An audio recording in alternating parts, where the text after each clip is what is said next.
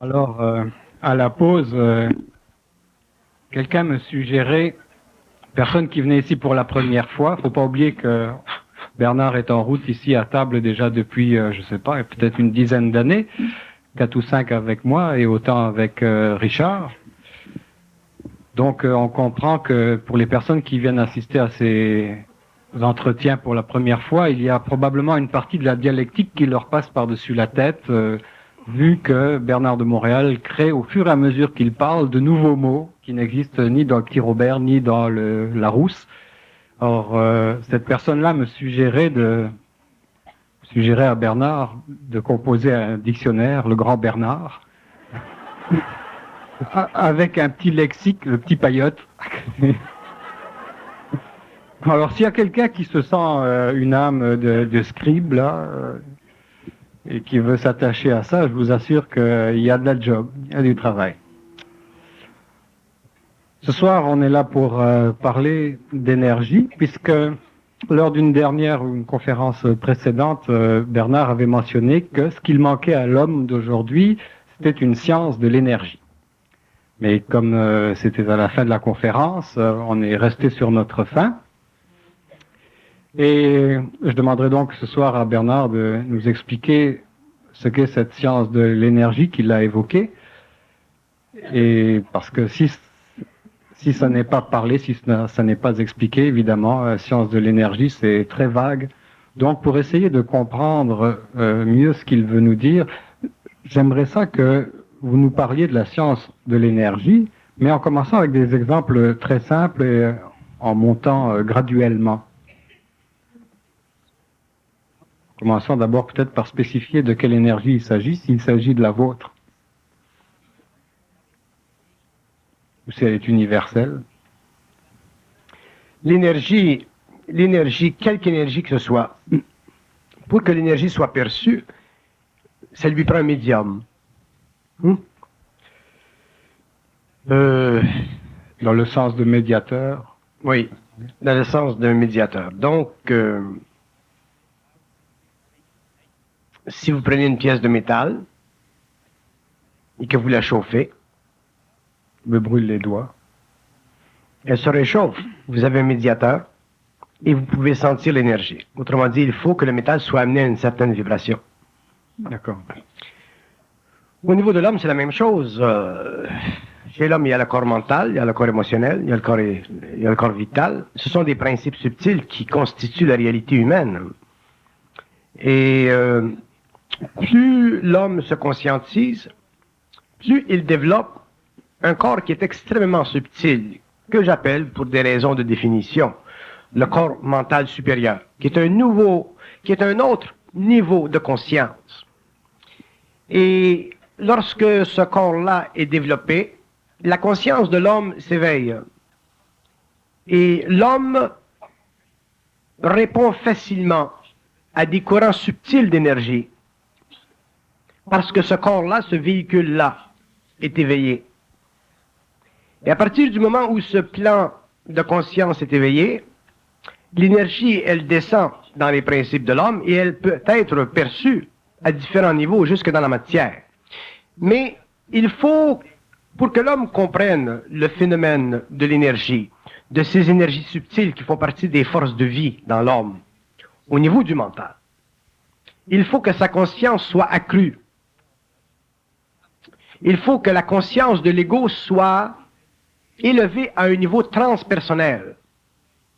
Il faut que la conscience de l'ego soit éveillée à un niveau qui ne fait pas partie de ses sens naturels, qui fait partie de ses sens subtils. Et à ce moment-là, l'homme commence à prendre conscience de ce mouvement d'énergie. Il peut sentir dans ses corps cette énergie. Donc, à ce moment-là, le mot « science de l'énergie » devient beaucoup plus objectif, beaucoup plus concret, beaucoup plus réalisable. Bon, on voit donc dans un premier temps qu'il s'agit ici d'un élargissement de la conscience, une expansion de la conscience, mais de la conscience de quoi? De la source de sa conscience. C'est la source de sa conscience. Bon, je vous donne un exemple là. L'homme doit prendre conscience, mais de quoi? De ces niveaux-là d'invisibilité? Bon, je donne un exemple simple. Si moi je me lève et je m'enfarge, ou je me cogne, je me frappe, Ou sacré. ça me fâche. Pourquoi? Parce que je me fais niaiser. Et si je vais intérieurement et je communique avec le plan mental, on va rire. On va dire, ah, on t'a eu, hein? Tu t'es fâché? Je vais donner un exemple. Là. Ce pas des choses qui m'arrivent maintenant, mais ce sont des choses qui me sont arrivées. Et ça sert à quoi? Ça sert à rendre l'ego conscient de la source. Donc, lorsque l'homme se conscientisera, il prendra conscience de cette source, de cet autre plan, et naturellement, il développera une sorte d'agressivité par rapport à ce plan qui le niaise. Mais pourquoi le plan le niaise? Pour le rendre conscient d'un autre niveau de réalité. Si tout va bien, tu t'en fâches pas, tout va bien, tu perds pas ta job, tu perds pas ta femme, la vie est sur roulette, tu ne prends pas conscience de ce plan. Mais quand tu t'en fâches, tu perds ta femme, tu perds ta job, et tu connais les lois de ces plans, éventuellement, l'homme développe une sorte d'agressivité par rapport à ces plans, donc il développe une sorte de volonté par rapport à ces plans. Donc la conscience est en léthargie. La conscience est en léthargie. Et eux autres nous donnent des coups de pied occultes pour nous réveiller. Voilà, voilà, exactement. Et ça, c'est très, très... Les gens qui me connaissent et qui sont venus dans mes séminaires depuis des années connaissent ça, savent, reconnaître ça. Et c'est à partir de cette compréhension, de cette réalisation, que l'homme prend conscience. Et avec le temps, il intègre cette énergie, il intègre, et finalement, il ne vit plus cette agressivité face à cette source. Il s'unifie à elle s'unifie à lui, ils deviennent un, et c'est ça de la conscience. Donc, dans ce processus-là, il est évident que l'homme prend conscience de l'énergie subtile qui se meut dans ses principes à travers ses centres. Il développe une clairvoyance, il développe une clairaudience, il développe toutes sortes de choses qui font partie des attributs naturels de l'homme, mais attributs qui ont été, au cours de l'évolution, gardés en suspension chez l'homme en général, ou qui ont été maintenus dans une sorte de demi-éveil chez les sensitifs et les gens qui ont une certaine conscience interne de ce mouvement d'énergie. Mais plus l'homme se conscientise, plus il devient mental. Donc, plus il devient mental, plus il est capable d'utiliser ces mouvements d'énergie à sa faveur. C'est ça l'intégration. Autrement dit, l'homme conscient qui se fait niaiser, qui se fait manipuler, éventuellement se révolte, et l'homme développe une volonté nouvelle, une volonté très grande, très puissante, qui est proportionnelle au développement de son intelligence, de ce qui se produit. Donc, il en arrive éventuellement à intégrer cette énergie-là, et c'est ça le phénomène de la fusion. Il faut comprendre que l'évolution de la conscience humaine, l'évolution de la science de cette conscience et l'intégration mentale de l'homme, c'est un phénomène nouveau sur la Terre. Donc, l'homme qui commence à se conscientiser a tendance à se prendre un peu au sérieux. Et ce contact avec l'énergie, surtout s'il est télépathique, l'amène éventuellement à ne plus se prendre au sérieux. Donc, il y a un phénomène où l'ego passe d'un niveau d'égocentricité à un niveau de grande centricité. Et dans ce passage, l'homme passe de la personnalité à la personne. Donc, tout ceci fait partie de la conscience de l'énergie. Le plan mental dans sa capacité de faire vibrer l'énergie créative, cosmique de la conscience universelle,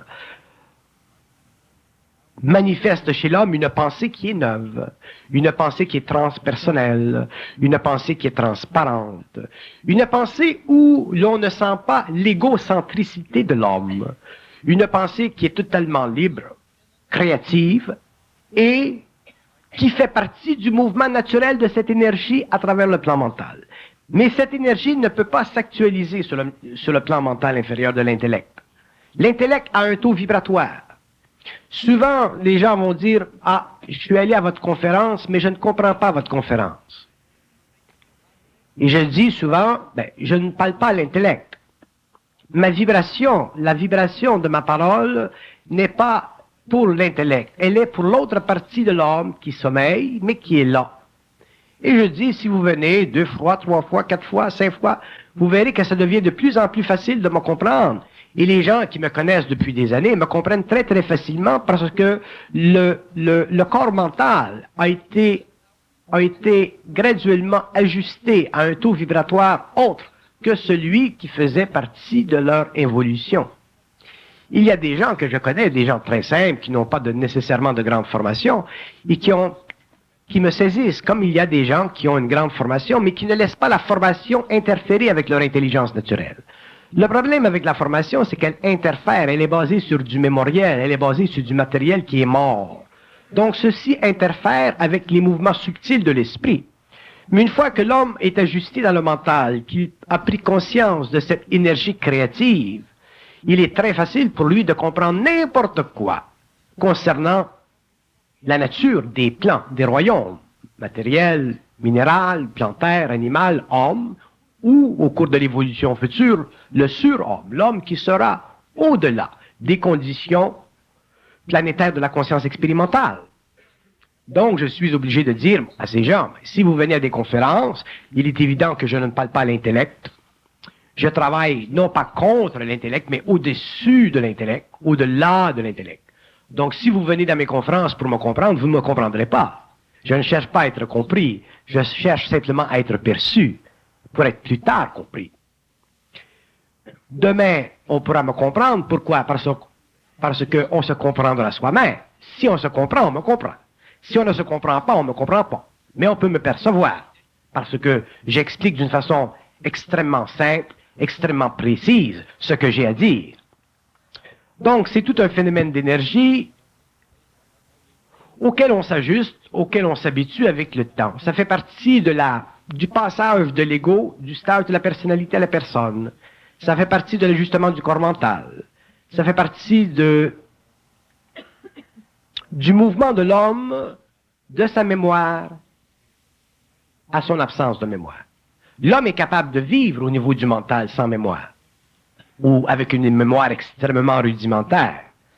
Alors que l'homme inconscient, l'homme évolutif, l'homme intellect, vit au niveau du mental inférieur, donc il vit au niveau d'une psychologie qui cherche constamment à saisir la valeur de la forme, alors que l'homme conscient ne vit pas au niveau d'une psychologie qui cherche à mettre la main sur la valeur de la forme. Il vit au niveau d'un psychisme qui saisit l'énergie derrière la forme. Mais pour pouvoir saisir l'énergie derrière la forme, rapidement, instantanément, autrement dit, pour comprendre un homme dans l'instantané, il faut avoir plus d'esprit que d'âme. Autrement dit, il faut avoir plus d'esprit que de mémoire. Donc, il faut avoir plus de lumière que de ténèbres. Donc, il faut avoir plus de réalité que d'irréalité. Et au fur et à mesure où l'homme avance, ceci se fait graduellement, dans la mesure où il comprend les lois de son mental, les lois de l'ego, les lois de l'esprit, les lois de l'âme, les lois de la pensée, et les lois de tout. Bon, pour résumer, donc, il s'agit d'être conscient de, on va dire, entre guillemets, ce moi cosmique. On ne peut pas être conscient de ce moi cosmique. Ce moi cosmique se révèle à la conscience de l'homme au fur et à mesure où l'homme se déconscientise égoïquement pour se conscientiser créativement. Ce qui bloque l'homme de sa conscience universelle, ce qui bloque l'homme de sa source, ce qui bloque l'homme de sa télépathie avec la source, c'est l'intellect qui a un taux vibratoire trop bas pour sa propre lumière. Mais une fois que l'homme a appris les lois de ses illusions mentales, les lois d'illusion de son ego qui pense, une fois que l'homme est entré un peu dans le mystère de sa réalité, à ce moment-là, le contact se fait avec lui et sa source, soit au niveau du plexus solaire ou au niveau de la pinéale, mais ça se fait sans que l'homme ait d'efforts à faire. Ça fait partie de sa nature. Il y a des hommes qui vivent ce contact au niveau du plexus. Il y a des hommes qui le vivent au niveau du mental. Moi, je ne le vis pas au niveau du plexus, mais je le vis au niveau du mental. Mais c'est la même chose, que l'énergie se place au niveau du plexus ou qu'elle se place au niveau du mental, du moment qu'elle se place. Mais chez l'homme inconscient, elle a de la difficulté à se placer parce que l'égocentricité de l'homme viole les lois d'énergie constamment. Parce que l'homme utilise constamment la mémoire pour réfléchir, alors que l'homme devrait utiliser la mémoire simplement pour canaliser une forme pensée. Donc, dans la manifestation de cette énergie à travers l'homme, qui se traduit donc, comme vous avez cité dans votre exemple, par des tours quasiment qui lui sont joués pour le réveiller, il y a là toute une dimension que l'homme a appelée le hasard, le mauvais sort, le destin, etc. Et vous dites qu'il y a une intention derrière ça, que ce n'est pas des lois de hasard qui dirigent l'homme, mais que c'est intentionnel. Il n'y a pas de hasard. Le hasard, c'est de l'ignorance flagrante. Il y a des lois d'énergie qui sous-tendent l'organisation cosmique à tous les niveaux. S'il y avait du hasard dans l'univers, ce serait la catastrophe. Donc, s'il y a une orientation continuelle de l'homme dans sa démarche, où se situe son libre arbitre? Le libre arbitre, c'est une illusion psychologique de l'ego qui a besoin du libre arbitre pour avoir l'impression d'être libre. Est-ce que vous faites une différence entre le libre arbitre et le libre choix? L'homme est libre lorsqu'il est conscient. Lorsqu'il est inconscient, il a un libre arbitre. Donc, avoir un libre arbitre, c'est une illusion de l'ego. Pour un homme conscient n'est pas intéressé à avoir un libre arbitre. Il est intéressé à être libre. Il y a une très grande différence entre les deux. Mais libre de quoi? Libre de faire ce qu'il veut, ce qu'il voit, ce qu'il comprend, ce qu'il sait. Je vous donne un exemple. Moi, admettons que je suis un homme inconscient, je fais partie de l'involution, j'ai un libre arbitre. Je m'en vais sur la rue Sainte-Catherine, je marche en dessous d'un édifice et une brique me tombe sur la tête. Je meurs. Ou je deviens catatonique. Du libre arbitre comme ça, moi, je m'en passe très bien. Bon, je m'en passe très bien. Alors qu'un homme qui est conscient, qui s'en va sur la rue Sainte-Catherine, il est comme un félin de l'énergie. Il est tellement conscient de l'énergie que, aussitôt que l'énergie le pousse à marcher près du rebord du trottoir, il va se déplacer. Il n'a pas l'intellect, l'égocentricité, la raison qui va dire, mais qui va empêcher ce mouvement-là. Non, il n'est pas absorbé par... il n'est pas conditionné par l'ego, donc il va voir la roche tomber à côté de lui, il va être content, il va continuer son chemin. Tandis que l'homme rationnel, l'homme inconscient, l'homme qui se fie simplement à ses sens matériels, il ne pourra pas sentir la vibration qui le pousse à marcher sur le bord du trottoir. Il va marcher directement en dessous de la brique. Donc, ça fait partie de l'expérience de l'âme. Donc, l'homme qui est conscient ne vit pas de l'expérience de l'âme. Il n'est pas manipulé par l'âme. Il vit par rapport à l'esprit, son esprit, sa source, sa nature universelle. Alors que l'homme inconscient vit par rapport à l'âme. Et l'âme, l'âme, c'est une pute. L'âme, elle va prendre n'importe quelle et toutes les expériences possibles et imaginables pour évoluer. Et qui est-ce qui paye le prix? Le pauvre ego. Nous, les hommes, nous payons constamment le prix que cette âme nous fait payer. C'est de la vacherie de l'âme. De l'âme, c'est de la mémoire consciente et inconsciente. C'est la mémoire que nous avons de la vie à partir du moment où nous naissons jusqu'à aujourd'hui, plus toute la mémoire subconsciente de nos incarnations antérieures. Donc, de l'âme, c'est de la mémoire. Et l'homme, que la mémoire de l'âme ou que l'âme soit nécessaire pour l'homme, qu'elle fasse partie de la réalité de l'homme, soit. Mais l'âme doit être dépolluée. L'âme, il existe autour de l'âme, un voyant peut voir ceci, il existe autour de l'âme un nuage d'énergie que j'appelle le périsprit, qui est une forme d'énergie inférieure qui est accumulée et qui s'accumule constamment au cours des incarnations. Cette énergie, un jour, il faut qu'elle soit totalement éclatée pour qu'il ne reste que le noyau. Le noyau étant la partie centrale de la conscience de l'homme qui, connecté à la lumière, l'esprit, crée ce que nous appelons un homme réel. Mais l'homme ne fonctionne pas comme ça. L'énergie de l'homme ne peut pas passer à travers ce noyau, ce nuage. Donc l'âme constamment influe et influe et influe sur le comportement égoïque. Et nous avons des hommes sur la terre, de toutes les races, toutes les nations, qui vivent constamment des expériences et des expériences et des expériences. Nous naissons sur la terre et nous mourons sur la terre après avoir vécu une somme inimaginable d'expériences. Et les hommes ont pris pour acquis que la vie sur la terre, c'est de l'expérience. Alors que la vie sur la terre ne doit pas être de l'expérience, elle doit être simplement de la créativité perpétuelle et continue. C'est de la conscience qui permet ceci. Mais l'homme, lui, à cause de son inconscience, vit de l'expérience, donc il est assujetti constamment au mouvement de l'âme. Je vois des gens dans mon expérience qui disent « Ah, j'ai fait ceci, il m'est arrivé cela ». C'est inouï ce qui arrive aux gens. C'est inouï. C'est un cirque, la vie. C'est un cirque. Ce qu'on appelle l'existence. C'est abrutissant. La façon dont les gens vivent, c'est de l'âme qui s'impose par impression sur l'ego. Et le pauvre, lui, qui est un mort vivant, subit constamment ces pulsions et ces pulsions. Alors imaginez-vous l'homme qui commence à s'intéresser à des sciences occultes. Imaginez-vous si ça vibre là-dedans.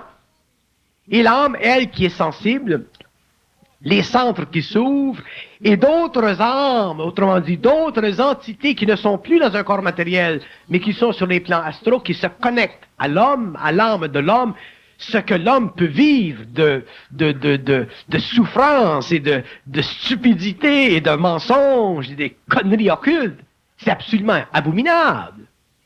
Est-ce que ces choses-là peuvent commencer avec des moyens qui ne semblent pas dangereux, mais qui peuvent l'être, comme, je sais pas moi, la manipulation du tarot, des planchettes Ouija, choses de même? Si vous faites du tarot, si vous faites des planchettes, toutes ces choses qui ne sont que des façons de faire vibrer vos corps subtils et que vous n'avez pas suffisamment d'identité, évidemment, ces choses vont devenir des outils, des canaux pour l'entrée de ces forces dans vos centres d'énergie. Le Ouija board, je considère le Ouija, je considère le Ouija l'arme, l'outil le plus dangereux utilisé par les forces astrales contre l'homme, parce que ça fonctionne. Les hommes disent « Ah, ça fonctionne ». Évidemment, ça fonctionne. Si ça fonctionnait pas, ça serait pas là.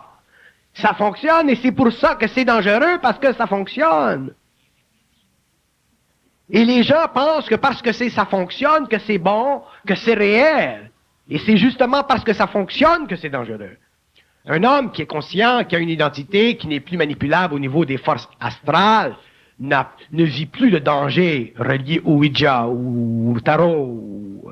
Je connais des gens qui enseignent le tarot. Ils l'enseignent d'une façon intelligente, créative. Donc, ça devient un support pour forcer l'énergie à descendre dans la matière au lieu que l'énergie reste ou demeure dans le mental, ce qui fatiguerait la personne médiumnique. Mais si on n'a pas de maturité et qu'on commence à jouer avec ces choses, à ce moment-là, ça devient dangereux. C'est pour ça que j'ai toujours dit depuis des années qu'au fur et à mesure où j'avance dans mon travail, je n'ai pas de choix que de m'amener petit à petit à confronter ma conscience à l'occultisme ou à l'ésotérisme qui existe dans le monde. Je suis obligé de défaire ou de réajuster ce qui a fait partie de la conscience évolutive de l'homme, parce que l'homme ne sait pas comment ces choses fonctionnent. Je n'ai pas d'objection à l'occultisme. Je suis un occultiste. Je n'ai pas d'objection à ce que l'homme travaille ou entre en contact avec ou étudie les choses qui font partie de l'invisible. L'invisible est beaucoup plus intéressant que le matériel, dans un sens, parce qu'il est fondamental à la réalité matérielle.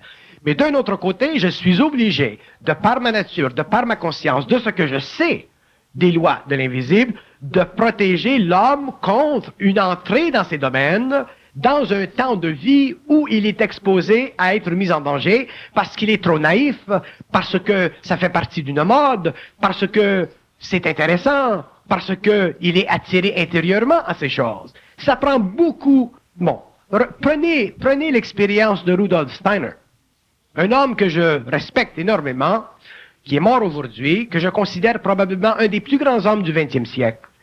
C'était un médium, c'était un grand voyant, c'était l'ennemi numéro 1 de Hitler, tant qu'il voyait ce bonhomme.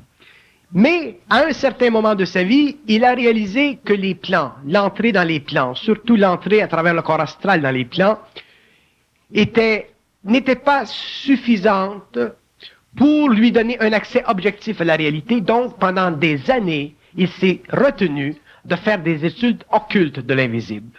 Et lorsqu'il est revenu des années plus tard, il a fait des œuvres, il a écrit des œuvres réellement fondamentales en ce qui concerne les plans, bien que ces œuvres étaient extrêmement fondées sur une sorte de dialectique spirituelle. Mais pour un homme qui a une certaine voyance et qui peut aller au-delà de la forme, cet homme a réellement pénétré les mystères de la vie occulte, de l'humanité et des hiérarchies. Mais ceci demandait une grande maturité. Et ce qui se produit dans la province de Québec aujourd'hui, et dans un sens c'est bon, et dans un sens c'est un grand danger, c'est qu'il y a trop de gens, trop de groupes, trop de sectes, trop d'individus qui se lancent dans l'étude ou l'intérêt des sciences occultes et qui n'ont pas la maturité suffisante pour maintenir l'équilibre entre le mental et le corps émotionnel, de sorte que beaucoup de ces gens entrent dans ces circuits, et une fois que vous entrez dans ces circuits, vous n'en sortez plus. Vous n'en sortez plus parce que c'est trop intéressant.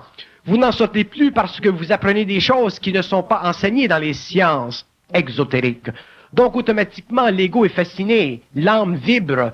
Si l'homme est moindrement médiumnique, si l'homme est moindrement paranormal, si l'homme est moindrement débalancé, il vibre facilement à des courants d'énergie qu'il ne peut pas identifier, mais qui sont là, qui vont lui parler, qui vont chuchoter. Il y a des gens qui entendent des voix, et ces voix vont leur parler, et ces voix vont leur faire apprendre, croire n'importe quoi. Et l'homme nouveau doit en arriver à comprendre que la distance entre le plan mental inférieur et le plan mental supérieur est couverte par une zone que j'appelle le plan astral.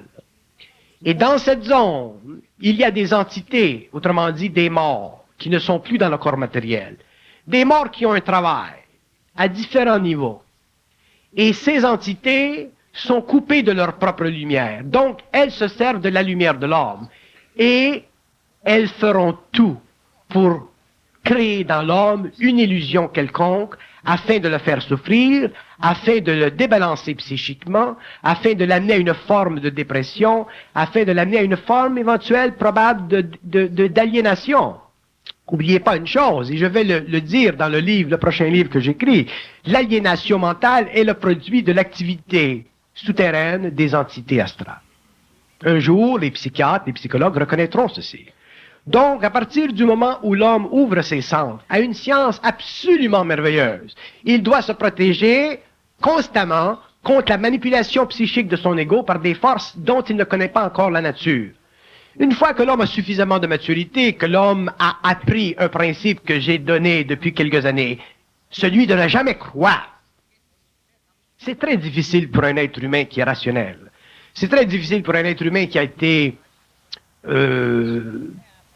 qui a vécu pendant des années ou des générations dans la foi, où on lui demande de croire, de comprendre qu'est-ce que ça veut dire ne pas croire. Croire, quand on est protégé par une religion, croire en Dieu, croire à la Sainte Vierge, croire à Saint Joseph, c'est bon pour la morale. Mais lorsque l'homme entre dans les sciences occultes, et que l'homme continue et se permet de croire des communications intérieures qui souvent vont se personnifier sous le nom de Dieu, la Vierge, Saint Joseph, whatever. À ce moment-là, l'homme entre dans un très grand danger pour sa vie mentale. Et l'homme doit comprendre ceci. Moi, je n'ai pas d'autre chose que parler, je parle. J'ai une très grande expérience occulte, je suis un initié, je donne une instruction à l'échelle mondiale, et ce que j'explique, je l'explique d'une façon assez simple pour que l'homme en arrive finalement à comprendre que la seule règle de mesure pour lui, c'est l'équilibre entre son intelligence et son ego dans la matière. entiché, si l'homme est le moindrement manipulé, si l'homme est moins intelligent lorsqu'il entre dans une conscience occultée qu'il était lorsqu'il était dans une conscience rationnelle, il perd son temps. Il est inutile pour nous d'avancer dans des domaines plus subtils et perdre notre raison.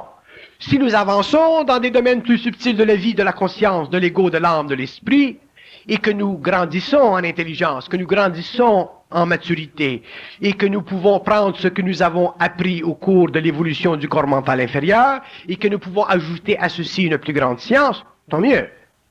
Mais si nous, la société, ou nous dans la société, nous avons appris quelque chose, si les hommes, l'histoire, l'ancienneté nous a donné quelque chose, et que nous entrons dans une expérience de vie occulte, et que nous perdons ceci, à ce moment-là, nous sommes perdants, et nous sommes de plus en plus assiégés ou assiégeables par des forces qui deviendront de plus en plus puissantes. Les hommes qui doutent, les hommes ou les femmes qui doutent de la possession, les gens qui doutent de la possession, je vous assure que la possession du mental humain existe sur la Terre à un niveau de conscience et à un niveau inconscient.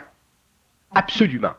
Il y a des hommes sur la Terre qui sont inconscients, qui sont manipulés et possédés par des forces astrales et ils n'en ont aucune conscience.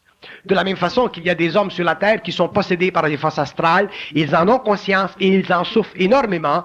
Et je suis obligé pendant des années et des années, à l'aide d'amis ou à l'aide de mon épouse qui m'aide beaucoup dans ce domaine, de récupérer ces gens, de les récupérer. Et je suis fatigué de récupérer des gens qui sont possédés par des forces astrales parce qu'ils sont naïfs et parce qu'ils se sont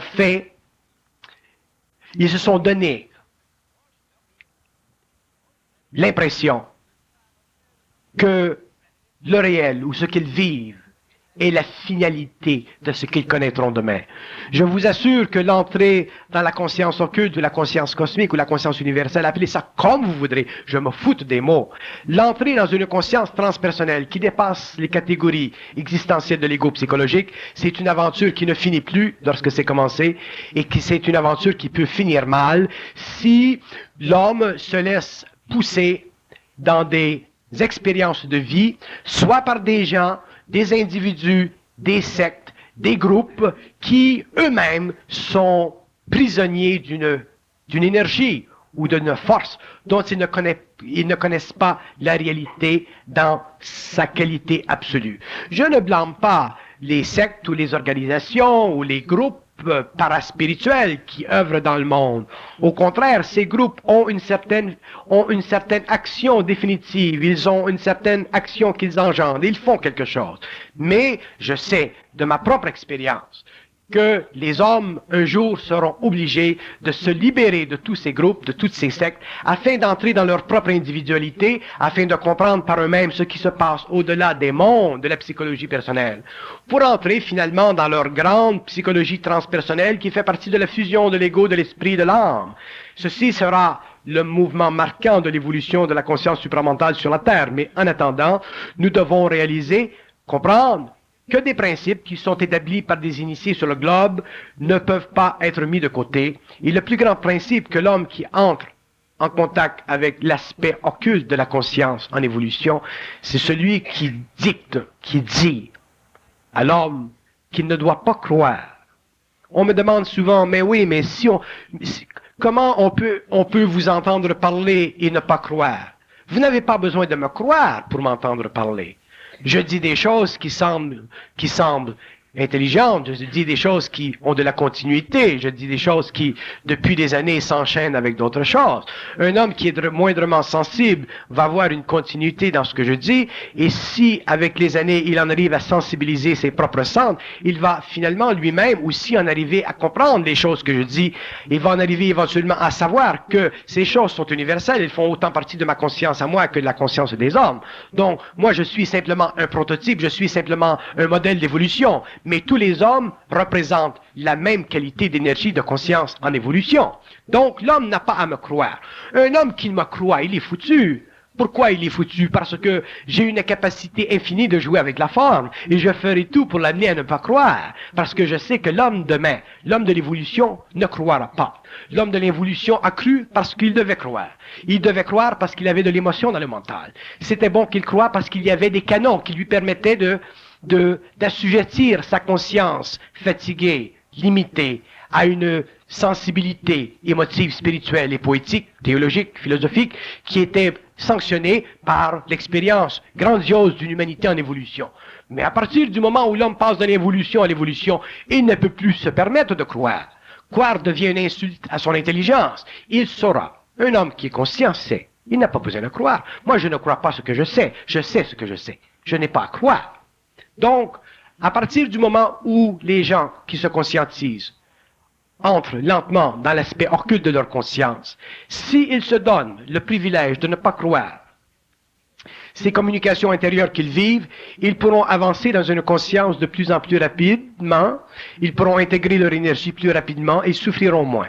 Mais s'ils ont le malheur de croire, parce que la communication satisfait toujours l'ego, à ce moment-là, ils sont finis. Ils vivront différentes formes d'aliénation, des aliénations qui les amèneront à la dépression et même au suicide. Et ceci fera partie de l'expérience occulte de l'homme stupide.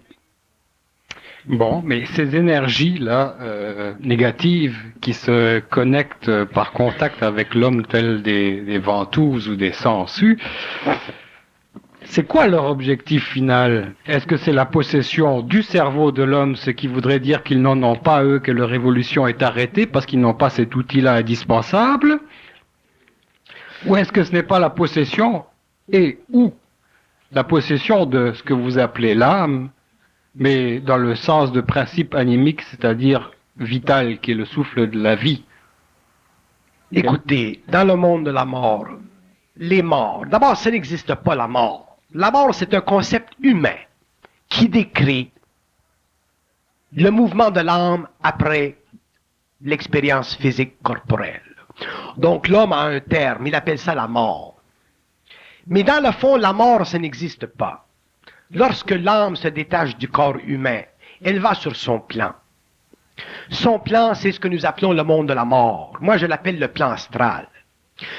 Sur ce plan, les âmes, les mémoires, les personnalités continuent à évoluer, mais elles n'ont pas accès à leur lumière. Ce que l'homme ne comprend pas, c'est que les morts sont connectés à leur esprit seulement lorsqu'ils sont dans la matière. Pourquoi? Parce que l'esprit est une énergie septuple. Autrement dit, l'esprit, c'est une énergie cosmique qui, pour devenir créative, doit utiliser 7 plans de vie. L'esprit ne peut pas utiliser simplement un plan de vie.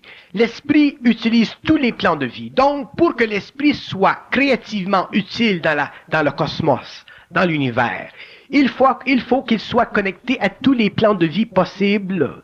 Ils sont 7, ces plans. Et le dernier, c'est le plan matériel. Donc, l'âme n'a accès à l'esprit. L'âme n'a accès à la lumière. L'homme n'a accès à la lumière que lorsque l'âme est dans le corps matériel. Donc, les morts sont foutus. Les morts sont obligés, pour avoir accès à un peu de lumière, ils sont obligés de travailler à travers l'homme, de vivre l'homme. Les morts sont des vampires naturels avec des bonnes ou des mauvaises intentions. Les morts qui vivent sur des plans très, très évolués. Moi, je visite les plans de la mort. Je suis allé sur les plans subtils, spirituels de la mort. Et c'est du mensonge absolument grossier pour un initié, mais c'est une spiritualité abondante pour un homme qui n'est pas conscient. Autrement dit, sur les plans élevés de l'astral, les êtres qui sont là veulent maintenir leur pouvoir sur l'humanité à travers différentes formes de spiritualité. Ça fait partie de leur travail. Ça fait partie des besoins de l'humanité. Ça fait partie de l'inconscience évolutive de l'homme. L'homme doit comprendre ceci. Aujourd'hui, l'homme ne peut pas parler avec les morts facilement. Ça se comprend. Mais il viendra un point où l'homme pourra parler avec les morts comme il parle avec les vivants. Et c'est très intéressant de parler avec les morts. Moi, j'ai beaucoup de plaisir à parler avec les morts. Ils sont intéressants. Mais ils ne peuvent pas me jouer de tour. Ils ne peuvent pas me jouer de tour. Pourquoi? Parce que je suis en fusion. Je vis ma relation avec mon esprit. Donc, je peux vivre l'expérience sur leur plan, je peux parler avec eux, mais je sais toujours plus que ce qu'ils peuvent m'enseigner. Pourquoi? Parce que je ne fais pas partie du monde astral. Je n'ai pas une conscience astrale, j'ai une conscience mentale. L'homme aura une conscience mentale. Et lorsqu'il aura une conscience mentale, ce sera très intéressant, très facile pour lui de communiquer avec le monde de la mort, de parler avec ces entités, même de les soulager, ces entités, mais de ne jamais se faire englober par elles. Un mort qui va parler avec un vivant a un très grand pouvoir, parce qu'un vivant, c'est un naïf. Un vivant, c'est un être qui n'a pas sa lumière. Donc, il a quelle lumière? Il a la lumière astrale. C'est ça le danger de l'homme qui communique avec les plans.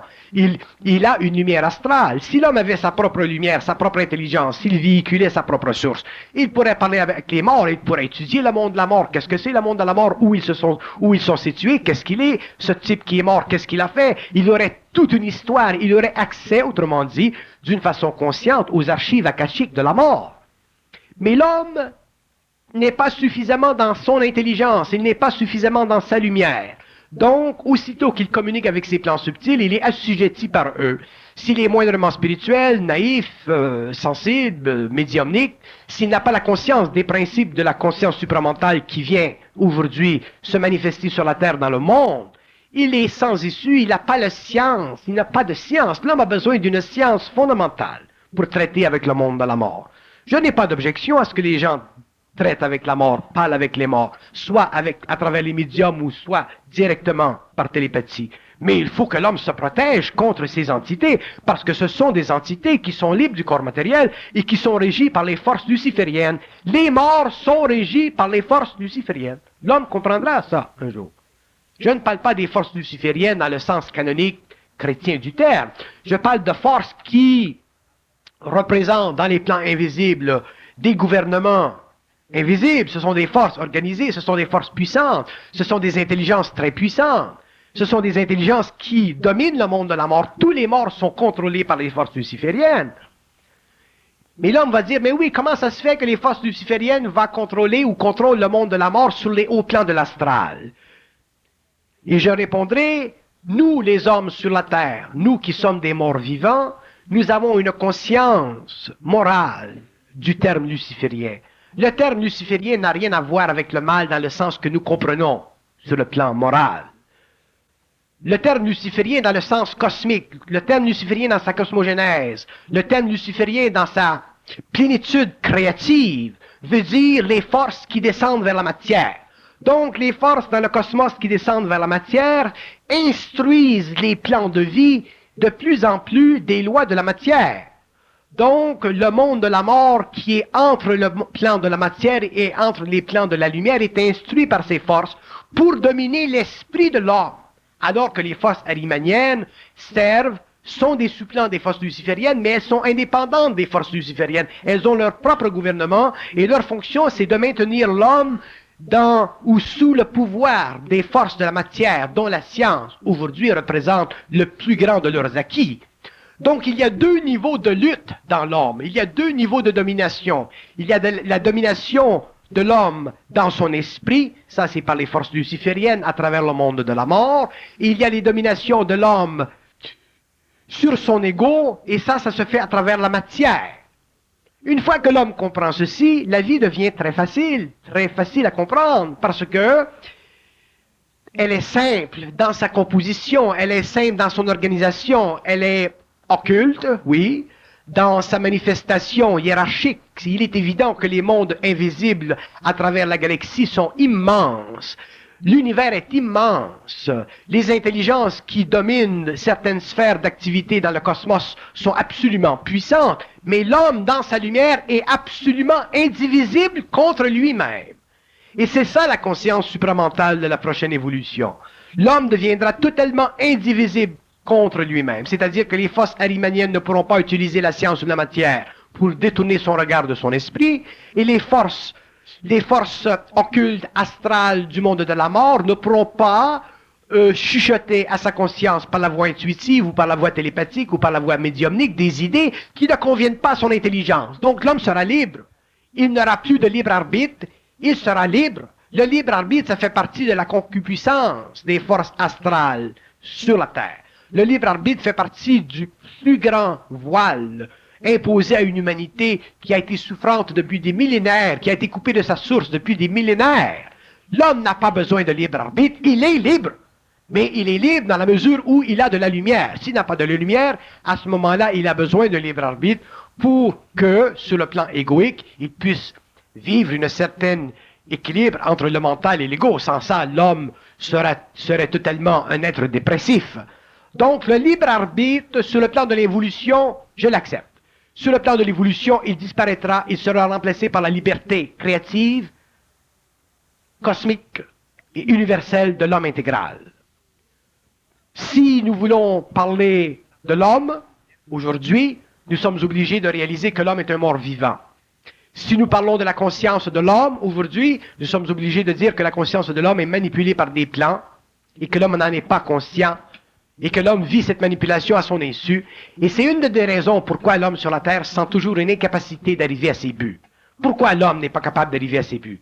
Arriver à ses buts. Arriver à ses buts. Pourquoi l'homme n'est pas capable de tracer la trajectoire de sa vie? Pourquoi l'homme n'est pas capable de prendre en main sa destinée? Pourquoi l'homme, qui est un être noble, qui est un être de lumière, n'est pas capable d'aller dans sa vie là où il veut, là où il peut, là où il doit, selon la puissance de sa volonté créative et l'intérêt mental de sa conscience universelle? Pourquoi? Parce qu'il est constamment retardé par des forces astrales à son insu à travers l'illusion du libre arbitre.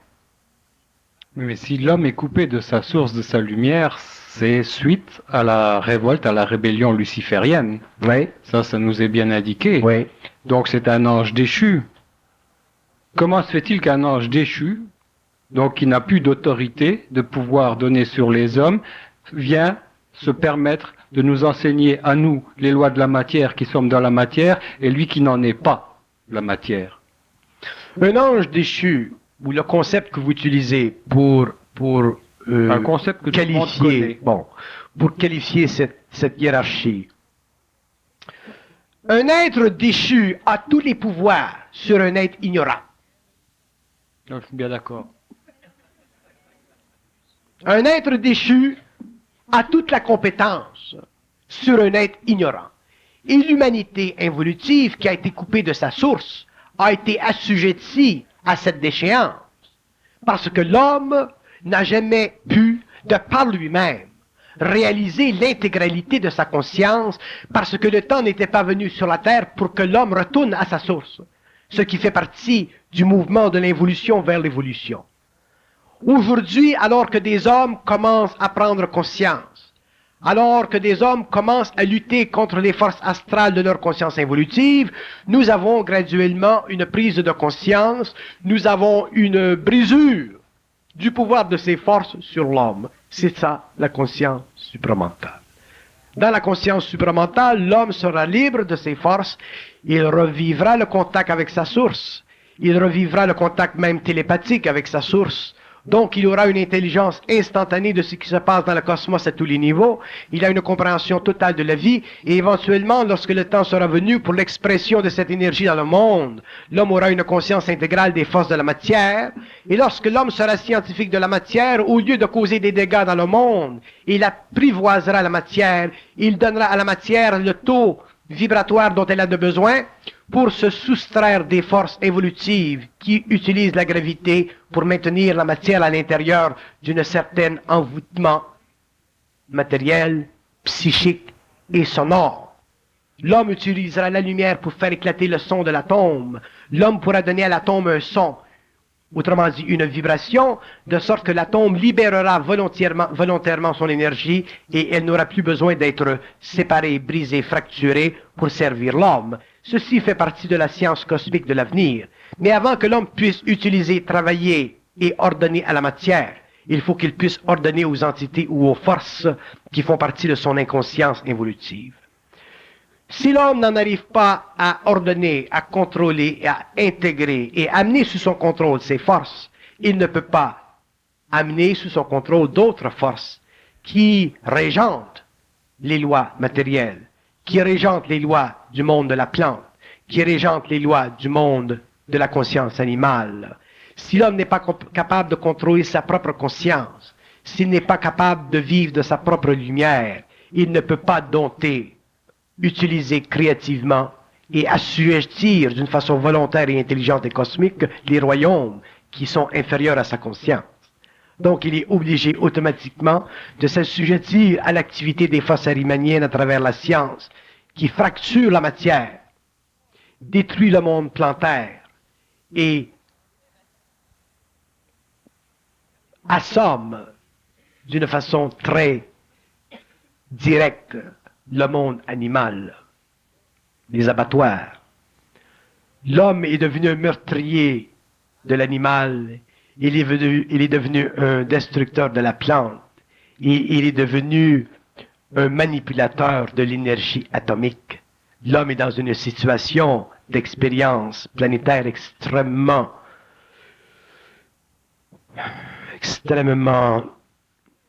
difficile.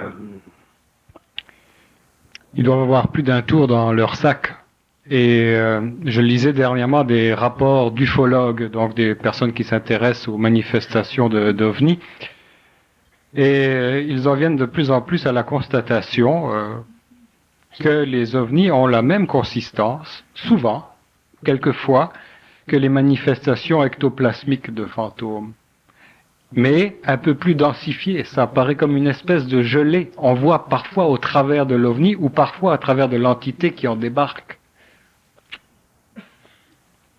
Et que là, nous autres, quand on attend qu'ils viennent nous sauver, on va être dans de beaux draps demain matin, si c'est la même gang. Vous savez, je parle de mon expérience puisque nous finissons la conférence bientôt. Je me rappelle au début de mon expérience en 69, lorsque j'ai commencé à communiquer avec le plan mental. Et pour moi, c'était neuf, c'était nouveau, ainsi de suite. Et je disais, jusqu'à quel point nous sommes ignorants? Combien nous sommes ignorants? Et on me répondit, absolument. Et ça m'avait créé un choc. Parce que j'avais quand même une certaine éducation, j'avais certaines connaissances. J'avais passé des années à l'université.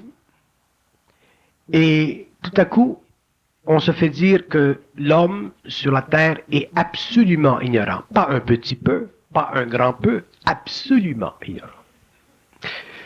Et je n'ai jamais oublié cette communication. Et aujourd'hui, après avoir parlé pendant des années et des années, je suis fatigué de parler et je commence à écrire. Donc je vais écrire pendant des années et des années. Et je vous assure que j'ai un grand plaisir d'écrire parce que quand j'écris, j'apprends beaucoup de choses et je sais que les livres que je vais écrire dans les années à venir, plus je vais avancer, plus ces livres vont devenir occultes. Mais j'aurais préparé les masses lentement. Lentement, lentement, lentement. Il viendra le temps où l'homme pourra lire des choses qui, aujourd'hui, si elles étaient lues, seraient de la science-fiction démente. Le premier volume va sortir prochainement, là? Oui, le premier volume va sortir au mois de novembre, je ne sais pas, le 19, le 20 novembre. Et ensuite, l'autre, et l'autre, et l'autre, et l'autre, et l'autre, et l'autre, et l'autre, et l'autre. C'est très facile d'écrire. Mais il faut que les hommes soient préparés. Parce que je n'ai plus... je suis fatigué de parler. C'est très dur sur mes organes, c'est très dur sur mon cœur. Sur les miens aussi. Et j'ai parlé suffisamment pour laisser une mémoire auditive. J'ai parlé suffisamment pour que cette mémoire auditive, les gens puissent s'y habituer, ainsi de suite. Il y a suffisamment de gens maintenant qui sont capables de passer de l'écoute à la lecture. C'est une autre vibration. Et je regarde les livres, comment ils s'écrivent. Chaque chapitre se contient en lui-même. Vous pouvez lire n'importe où. Il n'y a pas de conclusion dans mes livres. C'est un monde ouvert. Et vous lisez un chapitre, c'est assez. Ça se tient. Et le livre est totalement prépersonnel. Il n'y a pas d'opinion personnelle dans le livre. Le livre n'est pas le mien. Je suis simplement l'intermédiaire. Mais je sais et je vois que je vais écrire des livres dans les années qui viennent qui seront à la mesure de l'évolution de la conscience des gens. Je ne peux pas écrire avant le temps. Mais je peux écrire ou je pourrais écrire des livres dans la mesure où je sentirai qu'il y a un certain niveau de personnes suffisamment conscientisées pour lire ces livres et ne pas être affectés par eux, mais capables d'en bénéficier et de comprendre instantanément, parce que les gens comprendront instantanément ces livres, même s'ils sont extrêmement occultes. Les gens auront une certaine maturité dans le mental. Ils ne s'attacheront plus à la forme. Ils iront simplement à la vibration. Et à ce moment-là, j'aurai accompli, sur le plan matériel, ce que j'ai à faire. C'est-à-dire, j'aurai donné finalement accès à une grande masse d'individus dans le monde, à une science qui ne se pense pas, à une science qui est universelle et qui fait partie de la conscience mentale de tous les hommes de la Terre, et qui sera, avec le temps, perçue, réalisée, dans les consciences individuelles de ces hommes. Et c'est pour cette raison que je suis obligé en public de toujours empêcher les gens de me prendre pour un maître.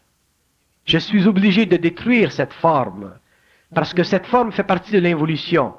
Et je sais que demain, chaque homme qui aura sa conscience, chaque homme qui entrera dans sa conscience, sera son propre maître. Donc les hommes nouveaux seront des maîtres. Les hommes nouveaux, autrement dit, auront maîtrisé l'énergie créative de leur mental. Ils auront assujetti l'égocentricité. Ils auront totalement neutralisé les forces astrales de leur conscience. Ils seront en étroite union avec leur source. Ils seront dans le secret de leur propre science. Donc tous les maîtres demain de la Terre, au cours de l'évolution de la 6e race racine, apporteront ensemble dans une conscience universalisée énormément de sciences à la Terre.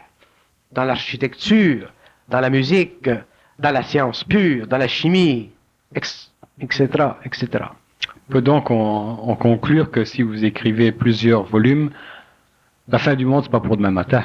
Ça n'existe pas la fin du monde. Il y a la fin d'un cycle, il y a la fin d'un temps, il y a la fin d'une évolution, il y a la fin d'une histoire telle que nous la voyons, telle que nous la comprenons. Il y a la fin d'un mode de gouvernement. Une des choses qui ressortira de la transmutation de la conscience planétaire sera la reformulation de la science du gouvernement sur la Terre.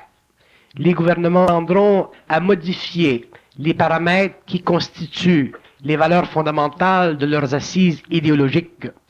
Les gouvernements apprendront à comprendre les lois des sociétés, non pas par rapport à des études sociologiques basées sur la mécanicité statistique de leur perception, mais sur l'engendrement créatif d'une volonté créative que les hommes d'État, les hommes politiques découvriront au fur et à mesure où ils réaliseront jusqu'à quel point ils avaient faussement misé dans leur effort volontaire et souvent de bonne foi de sauver l'humanité. Merci beaucoup.